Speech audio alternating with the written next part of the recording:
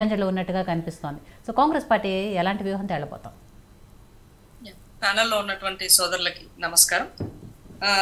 ఇవాళ జరిగినటువంటిది రేవంత్ రెడ్డి గారు మాట్లాడినటువంటి విషయం పట్ల బీఆర్ఎస్ వాళ్ళు పెద్ద రచ్చ చేస్తున్నారు దాని గురించి. అంటే మీరు గమనించాల్సింది ఏంటి అంటే, ప్రజాపాలన సర్కార్ రేవంత్ అన్న సర్కార్ వచ్చిన తర్వాత కాంగ్రెస్ పాలనలో ఒక భిన్నమైనటువంటి రీతిలో వెళ్తుంది. పాలక పక్షము ప్రతిపక్షము రెండూ ఉండాలి. ఈ రెండూ కూడా ప్రజలకు అవసరము అన్నది గుర్తించారు. దాంట్లో భాగంగానే కేసీఆర్ మాజీ ముఖ్యమంత్రిగా ఆయనకి గాయమైతే వెళ్ళి కలిసి రావడం జరిగింది. ఇది మనం గమనించాల. రెండో విషయం, ఎవరు ఎలాంటి అపాయింట్మెంట్స్ అడిగినా, ఎవరు ఏం అడిగినా కూడా వాళ్ళకి సమయం ఇస్తున్నారు.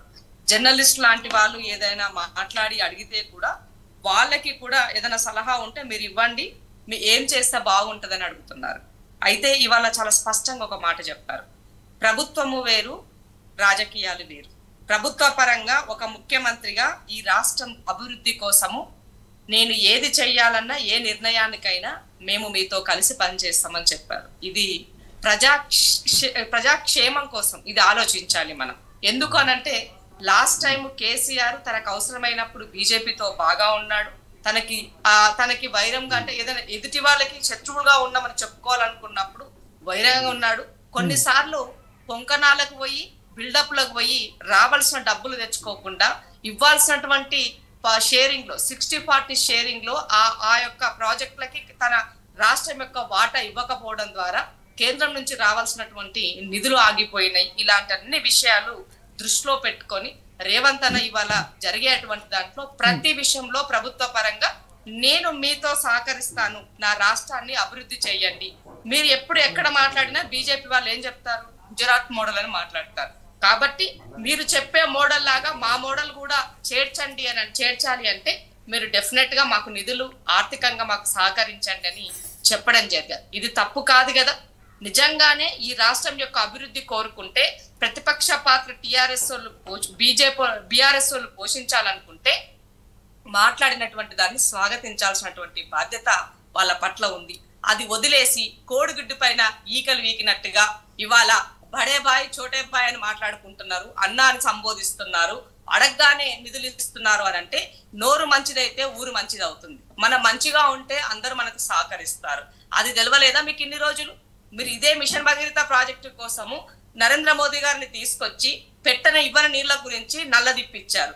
తర్వాత మళ్ళీ వాళ్ళే వచ్చి విమర్శలు చేశారు. అంటే మీరు ఉండే విధానాన్ని బట్టి చెప్పేదొకటి చేసేదొకటి మీరు ఉన్నది కాబట్టే మీ పరిస్థితి అలా ఉన్నది. ప్రజలు మిమ్మల్ని ఎక్కడ ఉంచాలో అక్కడ ఉంచారు. ఇవాళ అది సరిపోదనకుండా ఎవరికి నచ్చినట్టుగా వాళ్ళు మాట్లాడడం అన్నది ప్రజలు గమనిస్తున్నారు. ఇవాళ 3 నెలలే కాంగ్రెస్ ప్రభుత్వం ఏర్పడి 3 నెలలైతే యువతకి, నమ్ముకున్నటువంటి యువతకి ఉద్యోగాలు కల్పించట్లో ముందు స్థానంలో నిలబడ్డది. దాదాపుగా 30,000 మందికి ఇవాళ వాళ్ళకి వాళ్ళకి నియామక పత్రాలను, ఉద్యోగ నియామక పత్రాలను అందజేసింది. మెగా డిఎస్సి ఒక 11,000 పోస్టుల వరకు నోటిఫికేషన్ ఇచ్చింది. అంటే మనము మంచి చేసినప్పుడు పార్టీలకు అతీతంగా మనం దాని గురించి అప్రిషియేట్ చేయాలి, మెచ్చుకోవాలి, చెప్పాలి. మనము దాని వంతుగా సహకరించే విధంగా రాజకీయాలు ఎందుకు వచ్చామండి? ప్రజా సేవ చేయడం కోసమే కదా. మన వంతుగా ఈ ప్రభుత్వాల ద్వారా మనం అధికారం చేతుల్లో ఉన్నప్పుడు మనం ఏదో మంచి చేస్తామని కదా ప్రజలు మనల్ని నమ్మి మనకు అవకాశం ఇచ్చింది.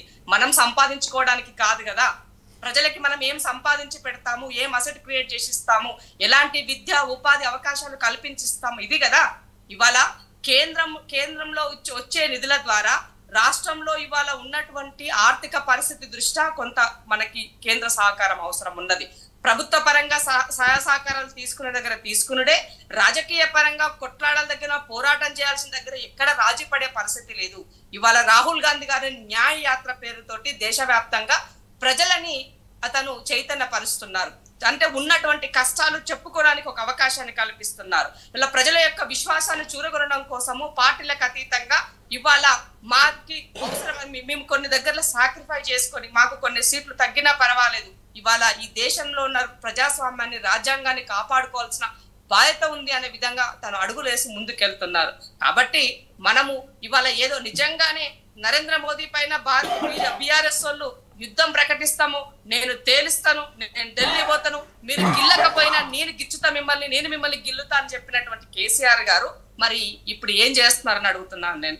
ఇవాళ ఇన్ని రోజులకి అంటే 3 నెలల తర్వాత ఇవాళ బయటకు వచ్చి అది కూడా కొడుకుకు పవర్ పోతుందని కేటీఆర్ గారు ఆగమాగం అవుతున్నారు. ఆగమేఘాల మీద ఏం చేయాలో అర్థం కావట్లేదు, ఆయన ఏం మాట్లాడుతున్నో అర్థం కావట్లేదు.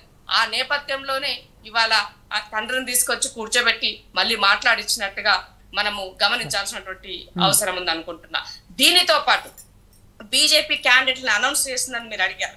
బీజేపీ 9 మందిని ఇచ్చిందంటే బీజేపీ నుంచి అనౌన్స్ చేసిన క్యాండిడేట్లు ఎవరండి? ఇవాళ బీఆర్ఎస్ నుంచి వచ్చిన వాళ్ళని 2కి ఇచ్చారు.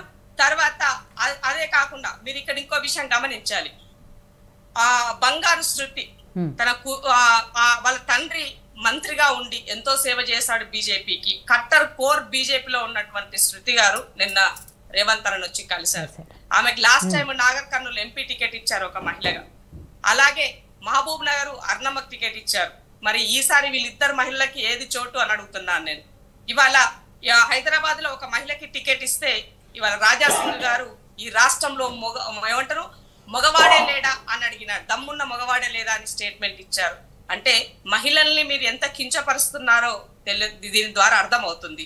రెండో విషయం, first time last time 2019 parliament ఎన్నికల ముందు డీకేఆర్ నగర్ పార్టీలో చేరిన తర్వాతనే ఆ పార్టీకి బీజేపీ ఇక్కడ ఉన్నది అన్నది కొంత ఊపందుకున్నది. అలాంటి వ్యక్తికి ఇవాళ అంత తక్కువ టైంలో ఆమెకు అన్ని ఓట్లు వచ్చినప్పుడు ఇవాళ ఆమెకు ఒక క్యాండిడేట్ అనౌన్స్ చేయడం కోసం మీరు ఇంత ఆలోచిస్తున్నారంటే ఫస్ట్ లిస్ట్ లో ఆమె పేరు రాలేదంటే మీరు పని చేసే వాళ్ళను ఎవరున్నారు, మహిళలకి ఏ విధంగా ఎంత రకంగా మీరు ప్రేరేపిస్తున్నారు అన్నది అర్థమవుతుంది. కాబట్టి చెప్పినంత నీట్ గా రాజకీయాలు చేయట్లేదు అన్నది మనం గమనించాలి ఇక్కడ.